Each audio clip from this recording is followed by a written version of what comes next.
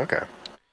Okay, so welcome to the first writing chat. I'm happy to do regular chats about things. I think somebody a while ago asked for something.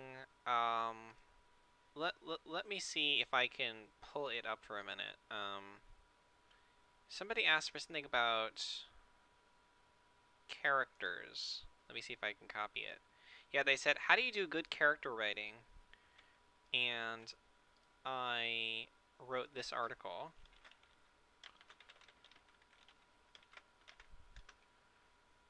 Um, So I'm happy to chat more about writing as a group like this with people, or to create articles that ever people find helpful. But I just like interacting with people. I think it's fun. And I think the craft is fun. And I'm also a little bit, I've hitting a little bit of a slow stride here lately. So maybe talking about things will help get my juices going. But I think Techi, am I pronouncing that right, Techi?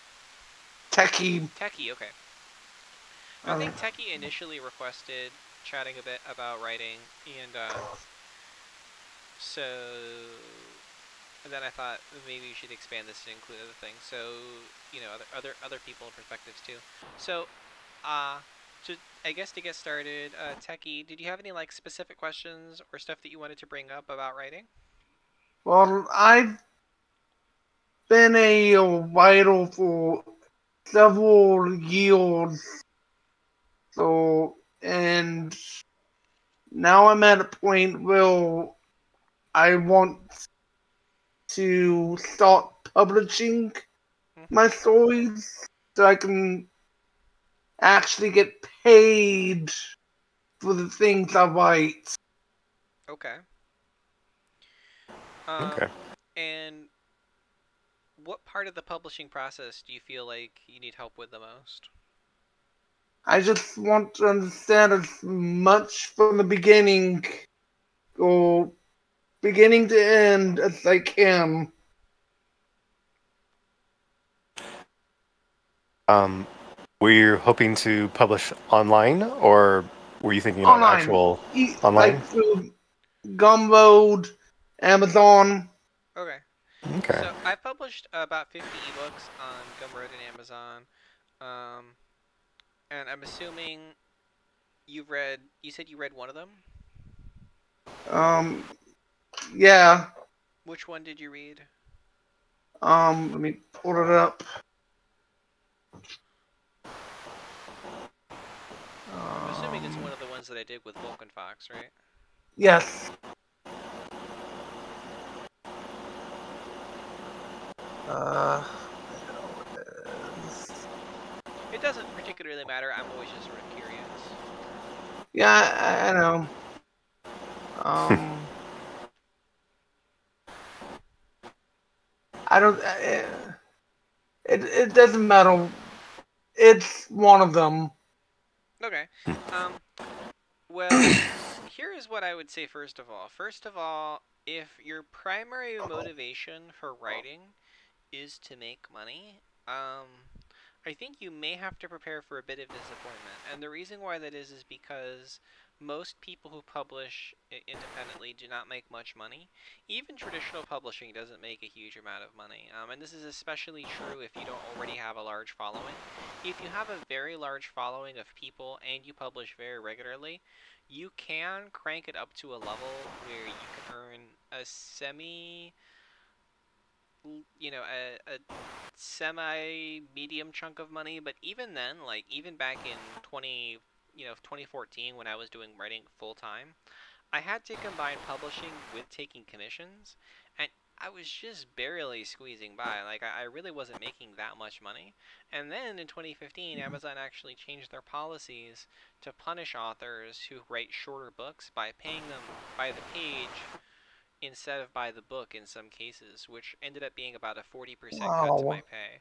So the amount of money I made pretty dramatically fell off, and that was when I decided to shift toward um, making games. Unfortunately, due to the oversaturation of indie developers on Steam, a similar thing has been happening on Steam where it's become increasingly difficult to make money there too.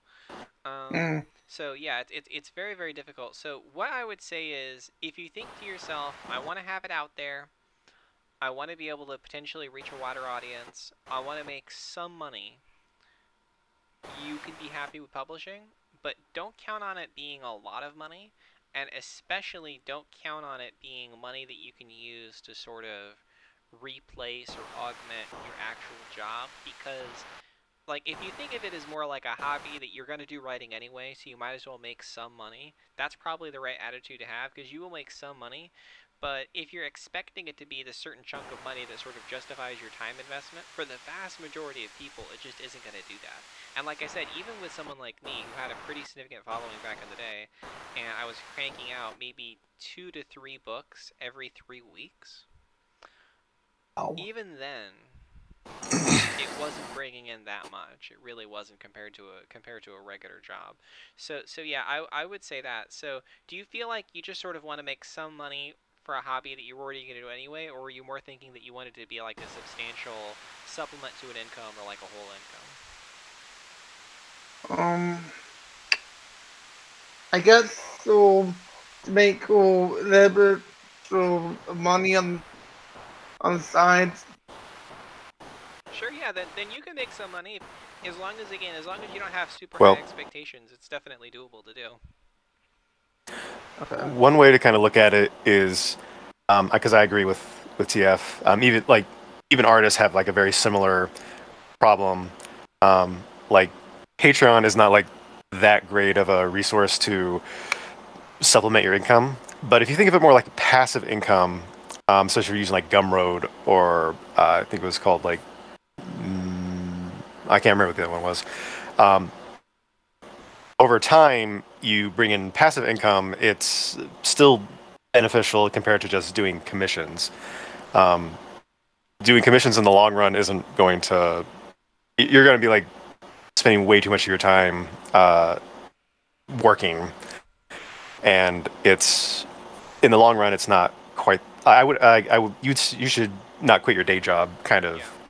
thinking, Yeah. Yeah.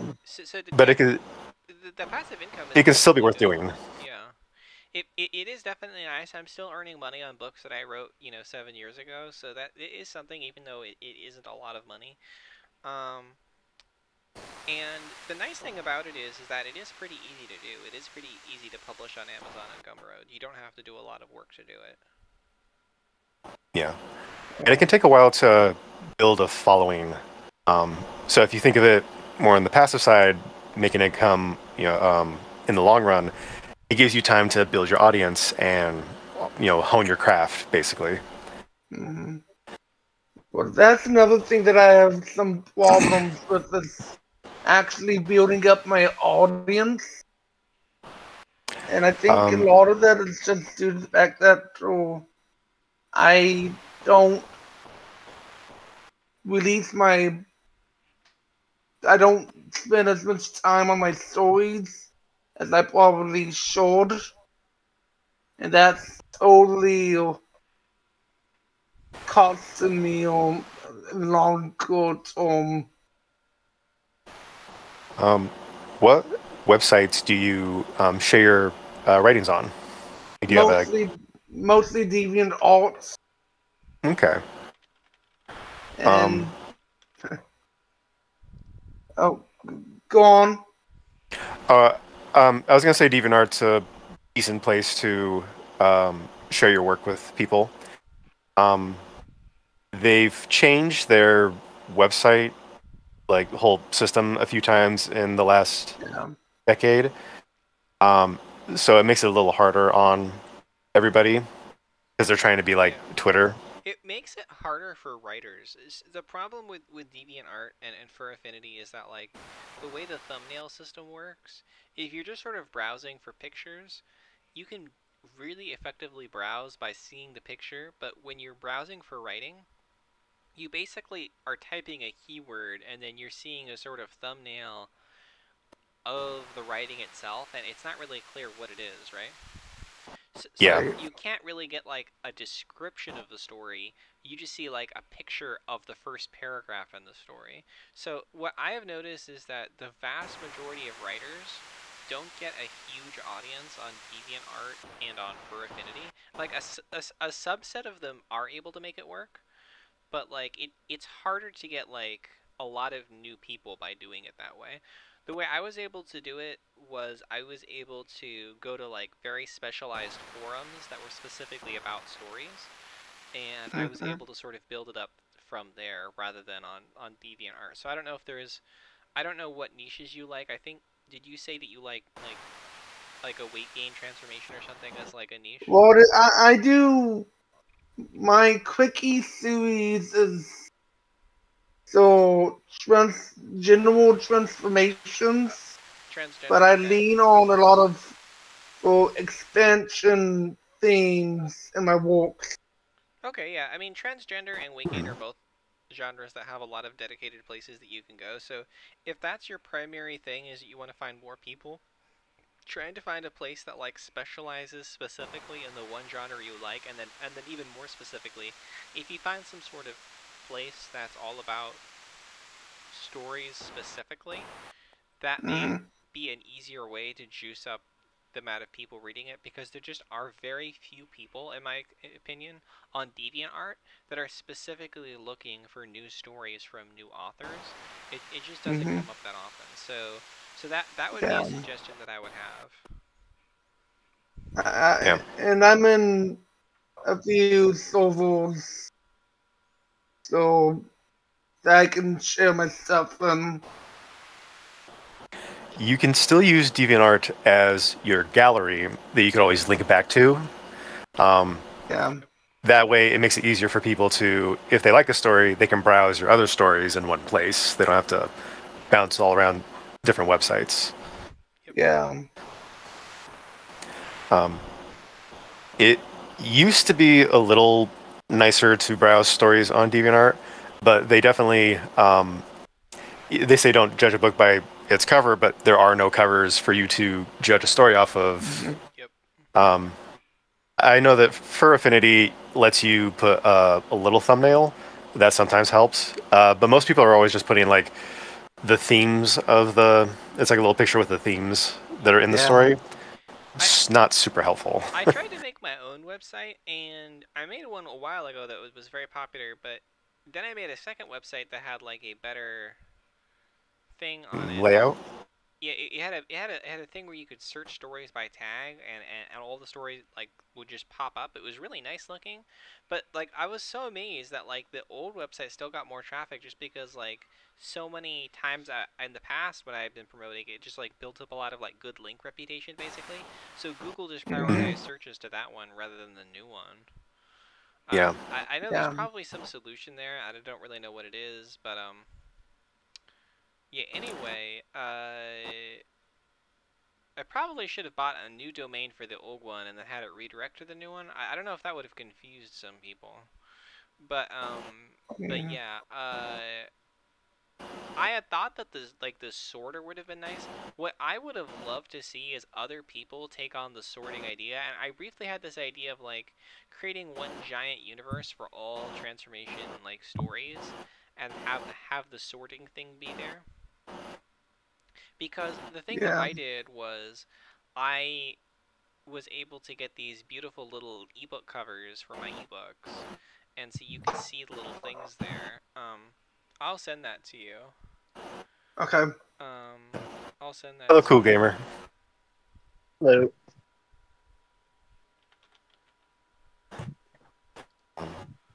Testing 1, 2, 3. Did this work? What was that, cool gamer? I was seeing if this worked or not. I can get different headphones if I must. Oh, hi. How are you? Doing good. Doing good. Um, So, are you also how much writing have you done? Really none. I was just kind of just here to just I guess enjoy the time. I guess just listen to ideas. Oh, sure thing, sure thing. Okay, so Techie, yeah, that is my old new website. I don't know what the right way to phrase it is, but yeah, if hmm if you want, you can check that out and look at the story Yeah. searcher and everything. So I thought that that was gonna help, but apparently it didn't really help. Like the people that used it seemed to like it, but it didn't really necessarily seem to bring in new people. So it is what it is. Yeah. Yeah, I don't know of any like new websites that are really good for writers. There used to be a lot of people started out like fanfiction.net and a Yep. couple similar things, but I That was me honestly, when I was 16. oh yeah, Hmm. um, but I honestly, there's writing.com, which is kind of garbage Yeah. now because they have that weird, annoying paywall thing. God, Um, that is so. I don't know. I want to not swear, so I'm just gonna say nothing. okay, But that makes me so angry what they did with Writing.com. It makes me so angry. yeah, Yeah. yeah. So, yeah, I don't really know of a website where people, um, other than DeviantArt and for Affinity, I don't really know of any place for writers to post things for people to read and get an audience from. And like for Affinity, it's a super old website, but I kind of like that it hasn't changed a lot compared to DeviantArt. Because DeviantArt has changed mostly for the worst. Yeah. Uh, Well, Fur Affinity still has the problem that it's hard to get noticed for writers. oh yeah, So yeah, that's the problem. I mean, like I said, I think the best places are like story forums, but the unfortunate reality of like story forums is that that's also kind of dying. Like they're a lot less popular than they were like 10 years ago. yeah, And I don't know why. Like I don't know where the audience migrated to. Like who was using a story forum 10 years ago who isn't using it now, and where are they? That's sort of a question. Like I haven't really been focusing on that because I've been focused on like game development and other things. I haven't really been focused on trying to find yeah, how to like find that audience, but it's very interesting to wonder what happened to those people. yeah. There A were poor. Yahoo groups. You remember that? Oh yeah, I remember that. There were tons of story-related Yahoo groups, and those are gone. And then there used to be this other thing where it would be like there would be a person who would have their own website on like GeoCities or something, and then they would take Hmm. submissions from people, and then there'd be like sometimes a forum dedicated to that website. Yeah, And those websites are all gone too. yeah. So yeah, it does I mean, feel like there's been a decay in the ecosystem. I think those websites still exist, but you finding them and they're definitely not being updated. Mm-mm. But I think a lot of those GeoCities places are actually like still online technically. It's like a graveyard of the internet. Yeah. So it's quite difficult. It's quite difficult in my opinion to it's quite difficult to really grow the audience. So I guess what I'm trying to say, I'm not trying to discourage you. I guess what I'm saying is if you are spending the time to try to grow your audience and it isn't happening super quickly, don't get discouraged. Don't think to yourself, oh, it must be because my writing sucks. No, it's not because your writing sucks. It's just because of all these other factors that are going to act as like, not necessarily like they won't stop you from succeeding, but they'll make it more difficult. So if it's slow Mhm. going, just accept that that is what it is, and it's not a reflection on you or your quality at all. Yeah, it's really the landscape and trying to navigate it that's gonna make Yeah. a bumpy road. And I've noticed that. And I'm trying to walk around it, and it's not easy. Yeah. Uh, It's interesting because like so back in the day, like it was like everyone sharing stories on like fanfiction.net or whatever, and then it was like 2011, 2012 ebooks were the big thing. And I hopped on it a little late in 2013. If I had started a couple years earlier, I think it would have been very, very successful. I was just a little bit late to the mm, party, and I was still able to get a presence, but it wasn't a big presence. And then, then it was like indie games and visual novels and stuff. And like I said, I think there's a degree of peaking in the sense that a lot of authors, a lot of like indie game developers that I've spoken with have mentioned that the past couple of years, there has been a huge slowdown, like in the ability of authors or of game devs to get noticed, and of developers to like even developers who already have an audience are seeing it shrink down. Yeah. So it can mm. be difficult. So the thing that I would love to find out is what is the next thing going to be like? And I'd like to get there before other people this time, right? Like if it's not necessarily stories, it's not necessarily visual novels. What is it Mm. exactly? Well, visual novels have still always been sort of a niche thing. Yeah. So it might be peaking, but it also is probably going to be relatively steady. Um, uh, um, if we're talking like bigger picture, I have no idea if like VR is still popular or if it's growing, or even what the future of it can possibly be. Because it seems way too expensive for most people to get into or even develop games for. Yeah, it definitely feels like that's also something that's kind of peaking, right? Like, don't you hear about it a lot less now than you did like 2 or 3 years ago?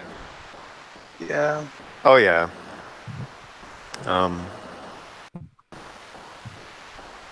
And I think like VR chat itself is still really popular, or at least it like has ups and downs where I hear a bunch of people talking about it and then it like you don't hear about it for a little while.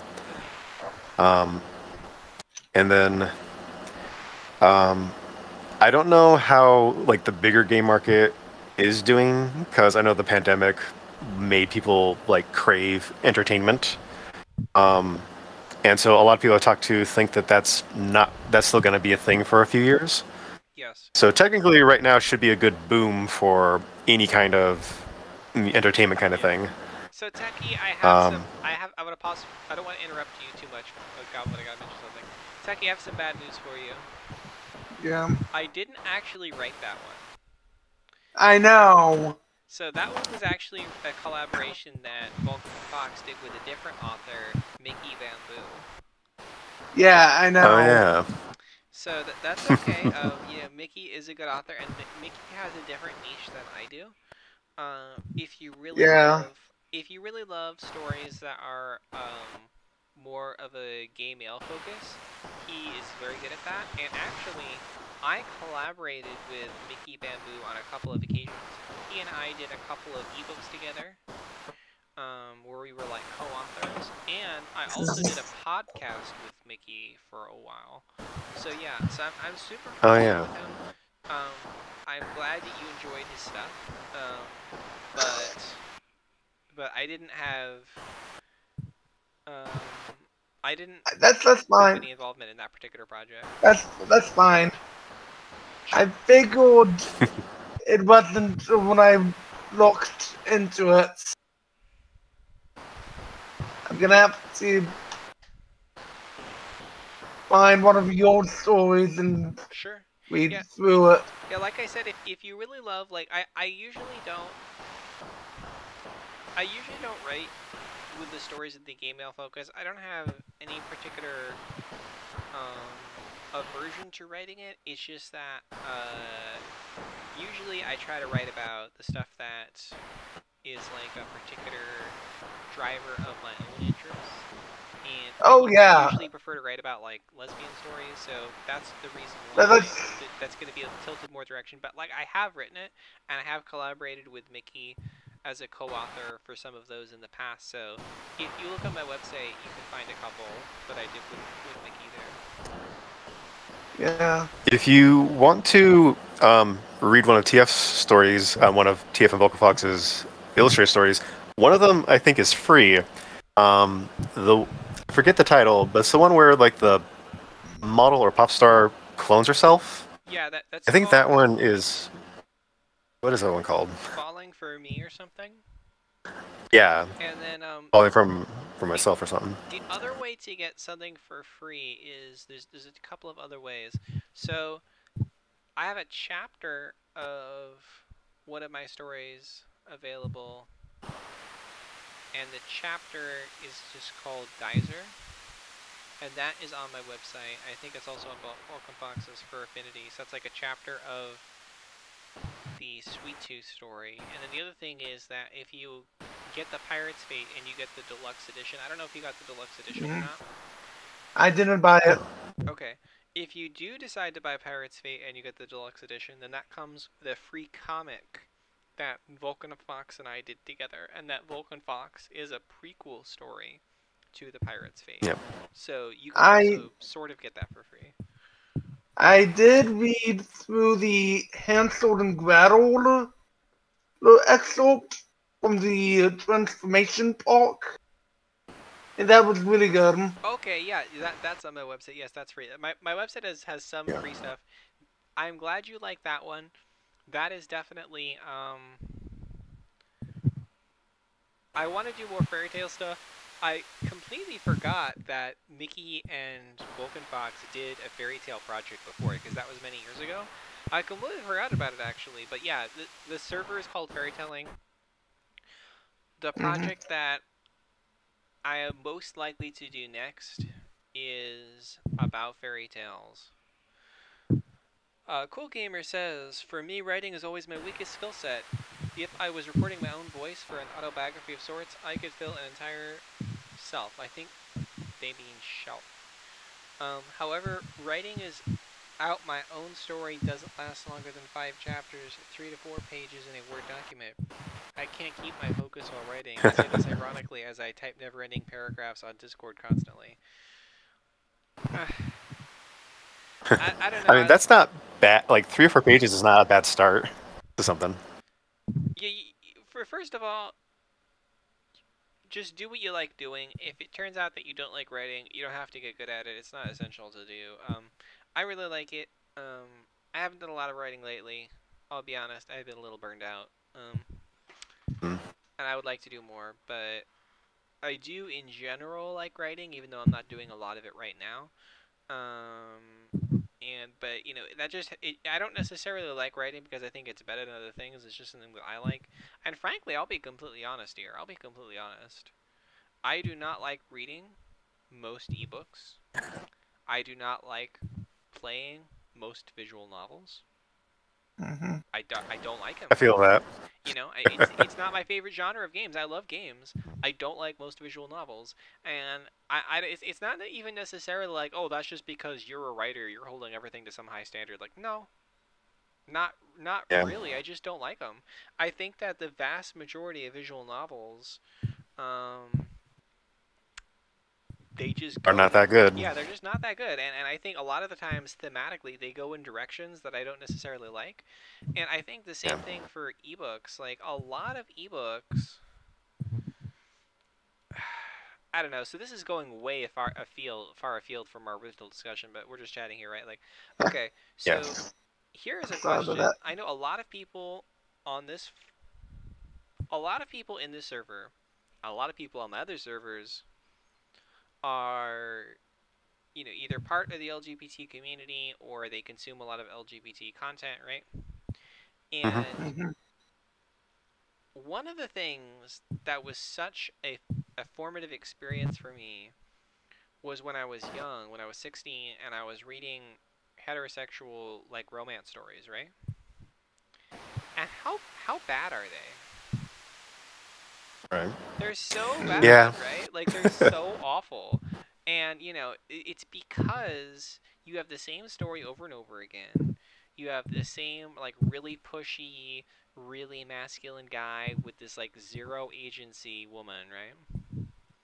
Yeah. And the, you know, the sexual and romantic components are they're so formulaic and they're so, like, cringy and uncomfortable that I don't know, it was just really, really hard for me to identify with this when I read it as a kid.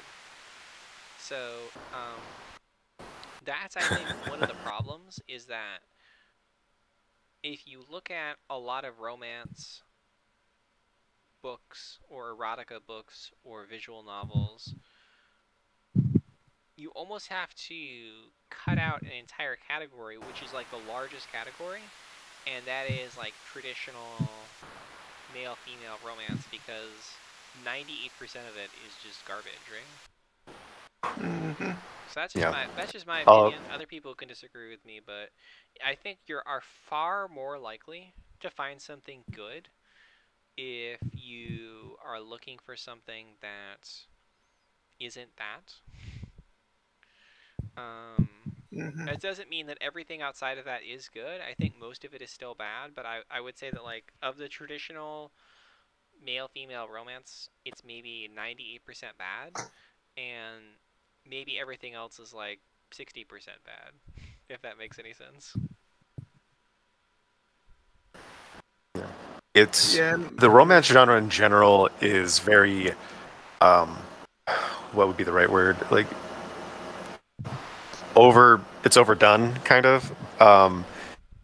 Like the more like traditional books, if you were to go to like a bookstore and pick them up, they're so they're just designed to sell to like I don't even know what the genre would be called for like middle-aged women specifically. There's this huge market, and the stories are sometimes very funny of how bad they are, or they don't make any sense.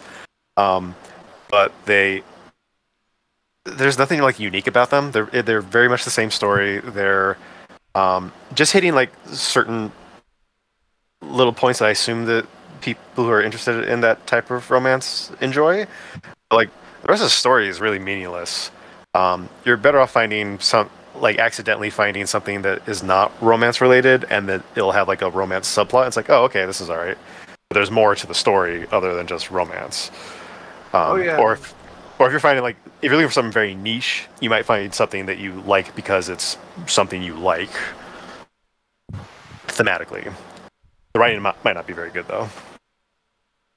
It's being able to blend all the different elements in such a way where nothing really sticks out like a sore thumb or railroads the entire story.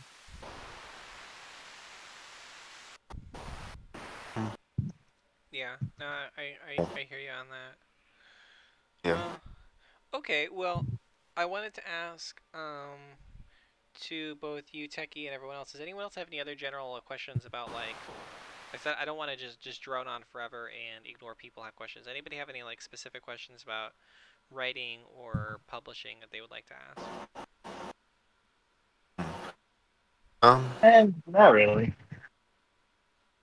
Well, if we're from your experience, what was like if you were thinking of like making it like a career and you have to think about the business end of it, what did you find was your most popular stories and why do you think they were popular? So, first of all, I would advise anyone doing it not to do it. If they said, like, if somebody came to me and they said, I would turn this into a career, I would say don't do it. Just because the Right. vast majority of people aren't going to succeed and it's going to take a lot of time. And frankly, even if you do succeed, you're just not going to make that much money. Now, if somebody said something like, I have a partner who is able to support me and they have more than enough money for two people, and this is something that I'm just going to sit around doing. Like, I have such a passion for writing, I am going to sit around and do writing full time, regardless of whether or not I want to get paid. And I'm in this situation that I don't have anything to lose. I would like to do it and just see if I can succeed. Then I would say, okay, sure, go ahead. In terms of what types of books are more likely to be successful, once again, I would probably say, well, if you're in the situation where you don't actually need the money, you should probably just plan on writing the books that you like rather than trying to find what's successful, because you're less likely to get burned out that way. Having said that, I will answer the question, and the answer is that the books that were the most successful were the ones that were the collections of multiple short stories, like the ones that Techie pointed out. The Fractured Fairy Tale was a collection, although I didn't do that one. Transformation Park was a collection. Sweet Tooth was a collection. I did lots of different collection ones, and the ones that were the collections did better. And I think the reason why they did better has to do with the very specific audience that I had, and the very specific audience that I had was unlike other people's audience, because I think if you just like, romance, or you just like lesbian romance or whatever it is, you don't necessarily have one story that you're looking to read. But if you're into transformation stories, which was the angle that I was doing when I was doing the stories at that time, I'm obviously, like, I still write about transformations. Like, Wicked Willow has transformations, but I'm no longer think of myself as like exclusively writing about transformations the way that I did back in the day. Right. So if you looked at those type of stories, the thing that the audience had in common is that a very large number of people, not all of them, but maybe like a healthy majority of them, only really liked one type of transformation, right? So there would be some people that really loved, a transgender transformation, or weight gain transformation or a muscle transformation or whatever it was. And they would Right. just want to read about that and that exclusively. And so if I just wrote a book that was all about, you know, transgender, there would be just some of my audience that just wouldn't read that one. And, you know, vice versa with muscle or whatever it was. And the reason why the books that were the collections did better was I specifically said, this book contains everything. Like, this book contains a short story of every single type of transformation. So they got every single member of my audience interested in reading it, as opposed to only a fraction with a normal single subject story. So that's not necessarily going to be helpful for most people. And I don't recommend doing a collection every single time you write something. But, you know, obviously, if you happen to get an audience like mine, where you know for a fact that certain people are only going to read certain subjects, figuring out a way to appeal to everybody all at once is definitely going to be, you know, a strategy that you can use. No, that makes sense. Totally. Yeah. So yeah, I think I did one that was called Transformation Mall, which was similar to Transformation Park. Actually, Transformation Mall was the first one, and then I did Transformation TV, and then I did Transformation Park. So I did 3 in that series, and all 3 of those were like the best ones that I did. And I think those still hold up pretty well if you like the idea of just like reading a rapid fire series of transformations one after the other, as opposed to like one long piece. I know different people have different preferences. I know in my case, I don't need a story to be long to be good. In fact, I don't even need a story to have more than one really good sentence to be good. Like, one really good sentence that you can just kind of read over and over again because it has such a, you know, beautiful image that it conjures in your mind. Or, you know, you can imagine it someone reading it out loud and it sounds really great. That's enough for me, right? But then I guess so. there are other people who have different perspectives. So, for example, I collaborated a lot with Vulcan Fox, and Vulcan Fox has told me that he doesn't like short stories pretty much at all. He feels like it's just a waste to have a really great idea and only give it a shallow explanation. He's only interested if it's a, you know, given a long, thorough explanation, you know, ideally like 15,000 words or longer, so you can really, you know, flesh out the idea and see what happens. So different people have different things, and so someone like Vulcan Fox wouldn't necessarily like Transformation Mall as much.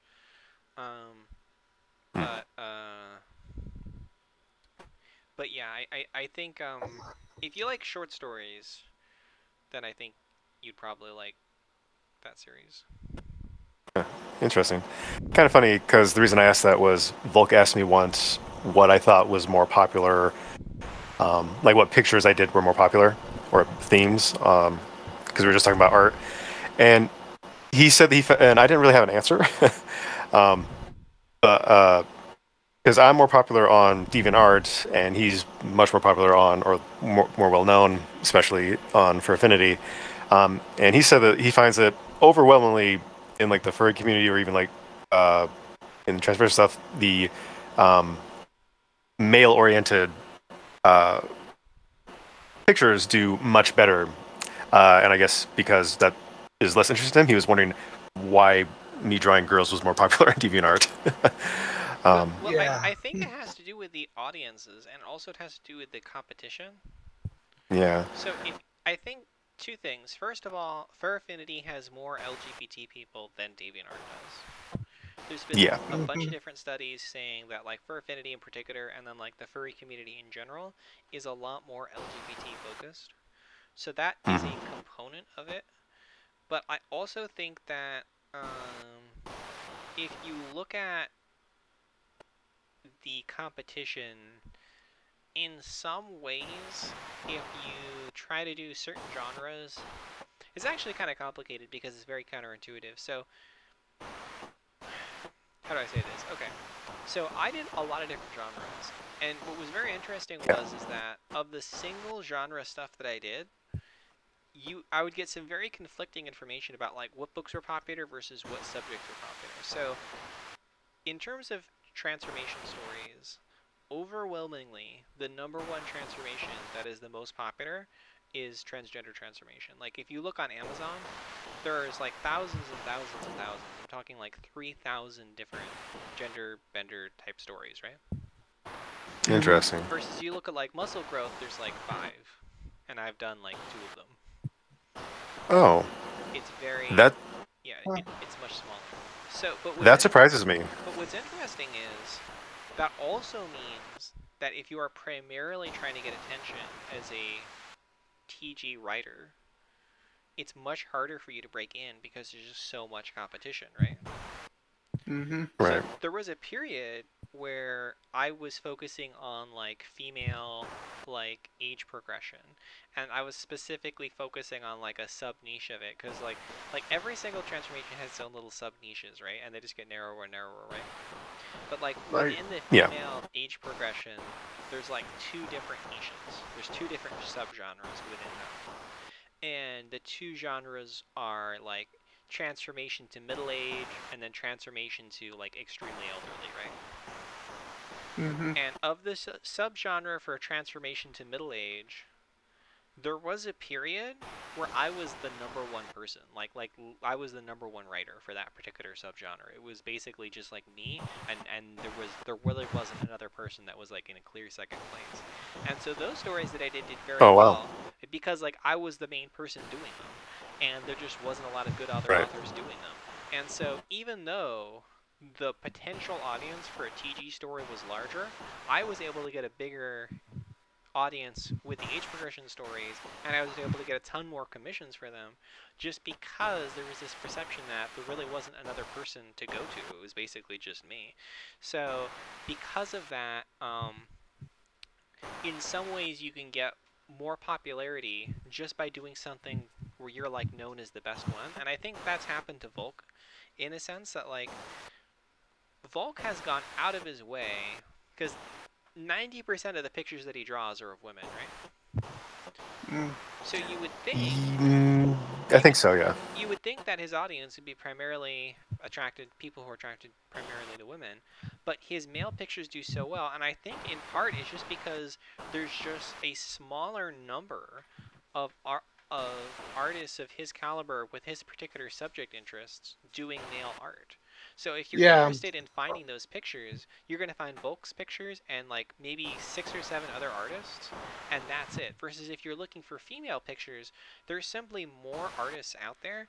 So his art simply isn't getting viewed by as many eyeballs. I think that's the reason why his male pictures have done well. It's not necessarily that there's a lot more people who want to see them. I just think that he's putting himself in a better bucket. In the same way when I put myself in the age progression bucket, I was able to like win that bucket. So this is super complicated stuff.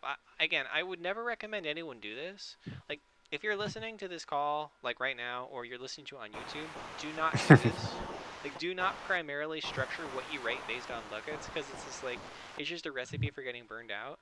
But it is something worth thinking about if you are in a situation where you're just writing like tons and tons and tons of books every single month, like I was, it's something to think about because, you know, when I cornered the middle age progression market, I would never expected that ever. I pretty much never expected that because it wasn't even like my #1 interest or anything like that. It was just like, you know, it was something that I kind of liked, and it just became one of my #1 things.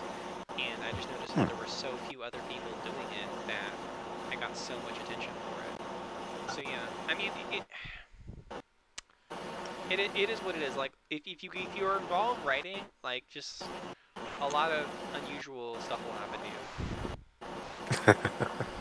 Yeah, I mean, I write what I want to write, and a lot of what I try to write are unique things that hasn't really been released much or anywhere, or not a whole lot of similar stories that exist at the time.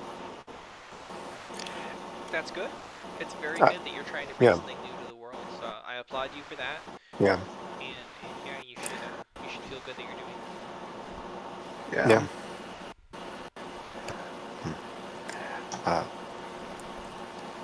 I should probably also say it's you probably know, like, don't get too consumed with the idea of having to make something completely different. Because even like the nature of story structure is kind of limited. Yeah. At least how like people usually absorb a story. Yeah, I 100% agree with Goblin on that. Yeah. I mean, Um, yeah. but I mean, I try to stick with a particular niche a lot of times myself, but if there's an idea that interests me, it's like, oh, I want to write this type of story, and I tend to get to work on that particular story, from start to finish. yeah. Um, yeah, there's so many themes and concepts that have kind of yet to be explored a whole bunch. Um, Especially with like representing characters. But usually the way that like if you wanted to write an adventure story, you don't need to beat yourself up if it sounds slightly similar to like Treasure Island, for example. But it, it's sort of like the way that you think of how to do something new and interesting.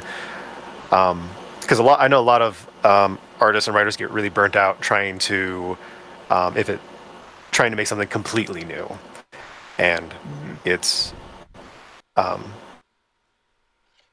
it can be rough, but it's just something to think about.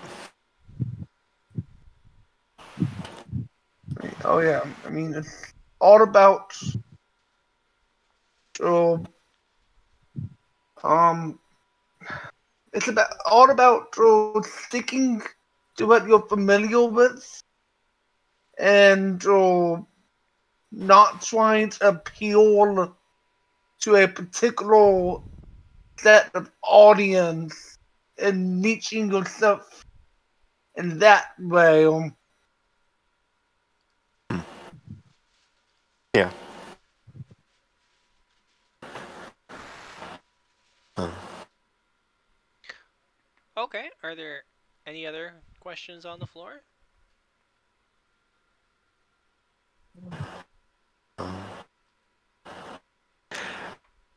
how do you how do you write? You have a great article about writing characters.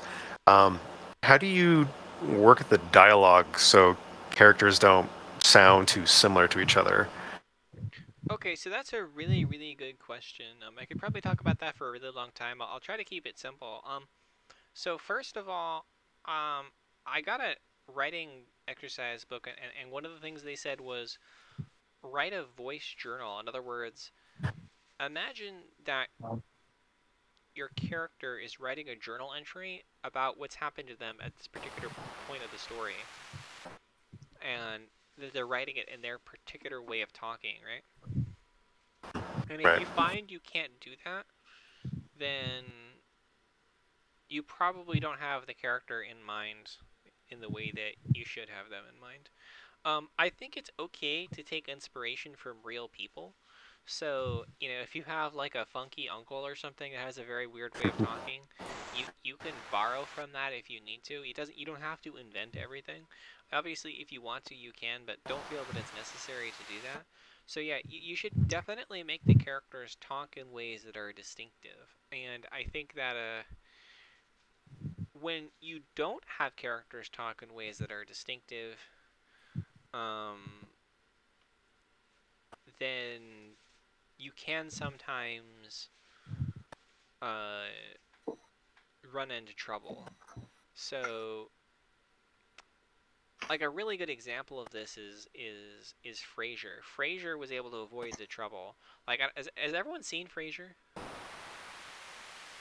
It's been a I'm really long time, familiar with but that. I've seen it. Okay, yeah. So Frasier had two characters, Frasier and Niles, who actually did talk fairly similarly. But the reason why the show worked is because the two characters were brothers and they were sort of like often in competition with each other. That's part of the reason the show worked. The other reason why the show worked is that there were three other Mhm. characters there was Frasier's dad, Roz, Frasier's assistant, and then there was Daphne, Frasier's like, he was the dad's physical therapist and also like a housekeeper sometimes. And all three of those characters talked very differently than Frasier and Niles, and so the contrast was there with them when it wasn't there with Frasier and Niles. So that's the thing is the first thing is make sure that at least some of the characters do talk very differently, and make sure you feel like you understand them well enough that you can do the journal. Actually do the journal because it's very helpful. And the other thing is, you know, make it clear what people's motivations are and what they're willing to do to get them. So if you have a character that's angry, don't just make them angry for no reason. Like, if you have a character that's just angry, why are they angry? What makes them angry? You know, if the character is angry when they get insulted, why? You know, is this a person that's simply petty and cruel? Or is the person someone that's obsessed with a sense of order? You know, why are they obsessed with a sense of order?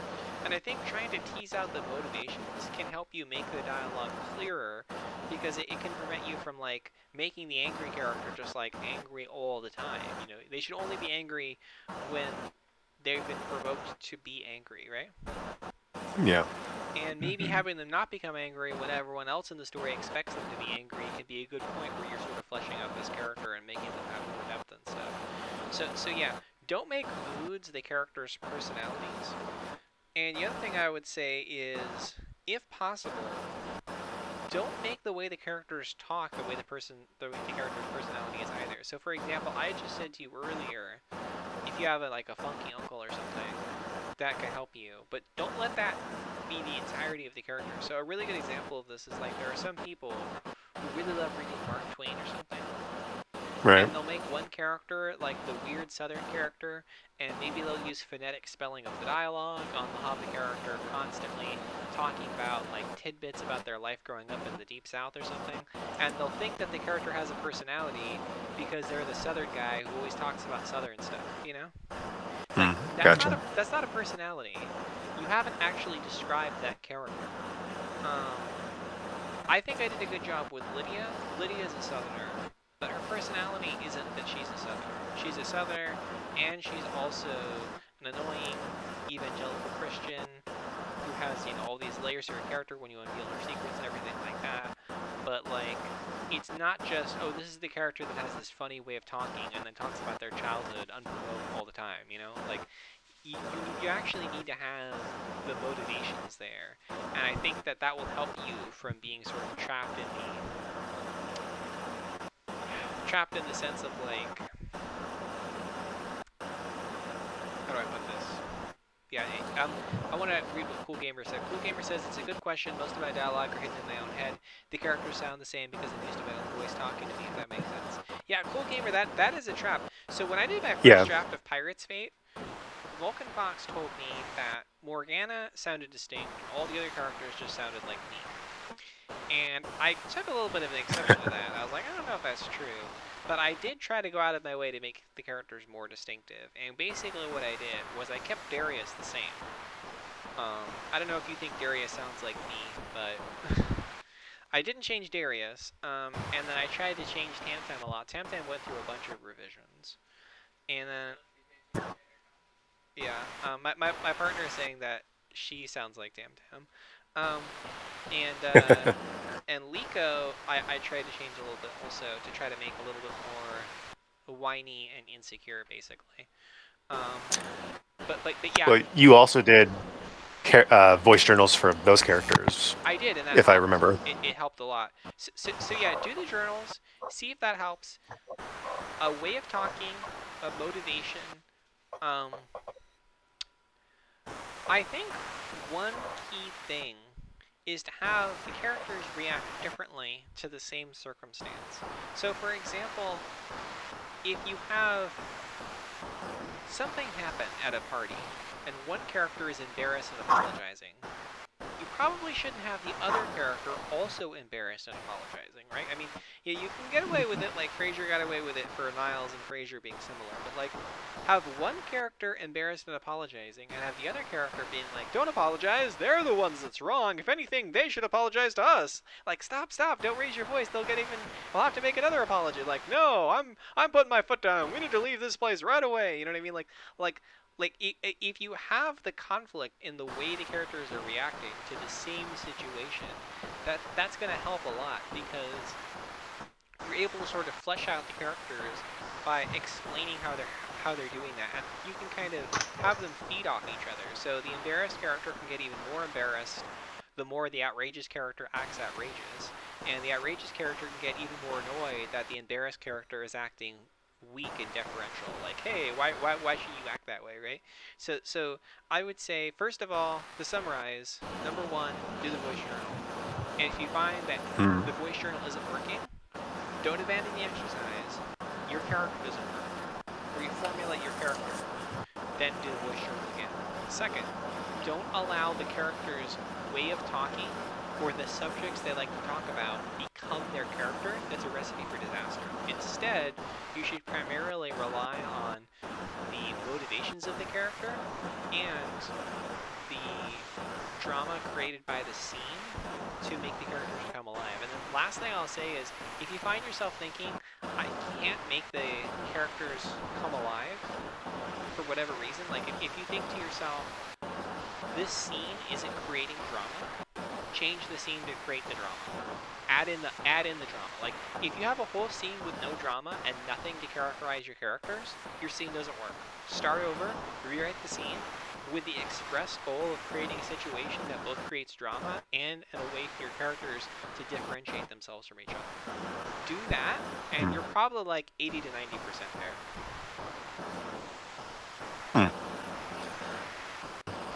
Yeah, that makes a lot of sense. Thank you. Yeah, there are so many writers who have asked me some version of this question, like, I need to have these characters get off this train, but I don't know how to make it interesting. What should I do? And I was like, if you think that the scene isn't interesting, why are you trying to write it? Right? Like, think of a different scene that involves something that you actually think is interesting enough to write about, and write that scene instead. And you can probably come up with some sort of plot explanation for why you decided not to do getting off the train. You know, like, you can just start the scene with, oh, we got off the train, but blah, blah, blah, blah. Like, explain it away in a sentence and a half, and then get on to the good part. Like, you don't need to fit the plot points that are in your outline. Just create interesting scenes, string them together as best you can, and the audience is probably going to forgive you. It's not a huge problem.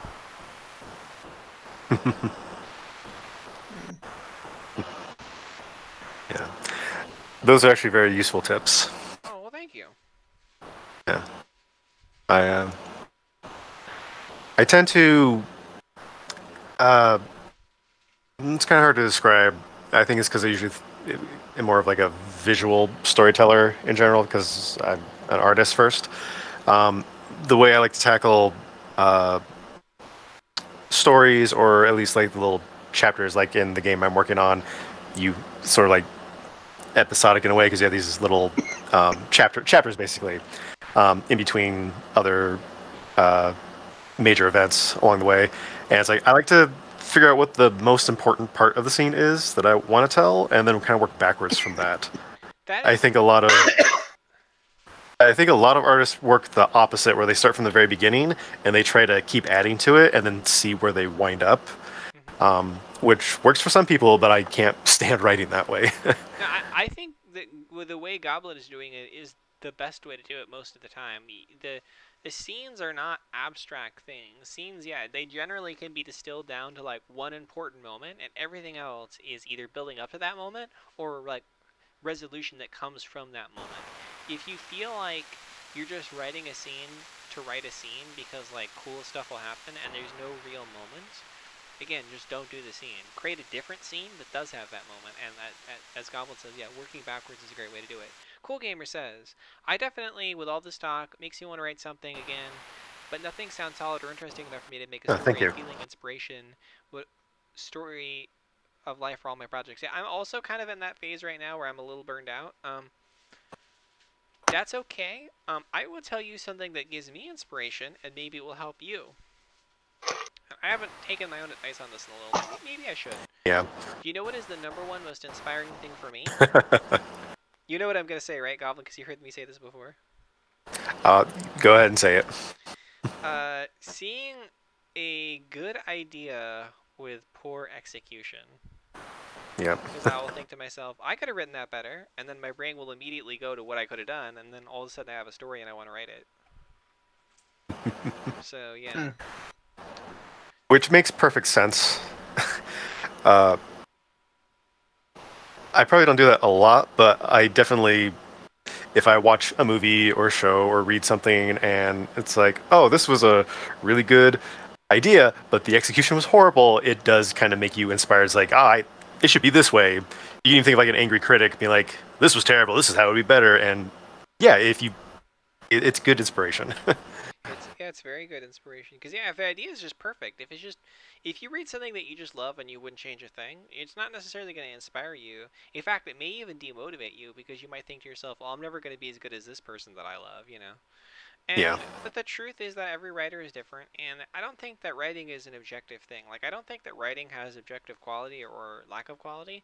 You know, I've criticized a lot of writing before, but it's obviously all just my opinion. And the goal of writing isn't to hit some sort of standard. It's not like if you're trying to build a plane that flies, the plane flies or it doesn't, right? A plane that doesn't fly, the plans to build a plane that doesn't fly, they're bad, right?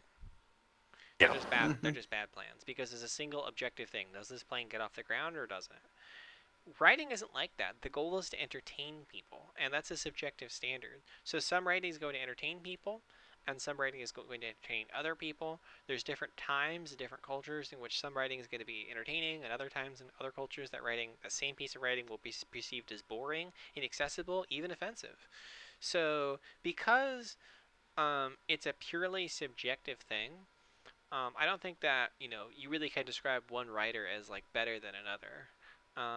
Obviously a writer can be more successful than another financially or otherwise. They can impress the critics more than another person. But if all you're just trying to do is entertain people, then there is no actual standard to measure it. That's true.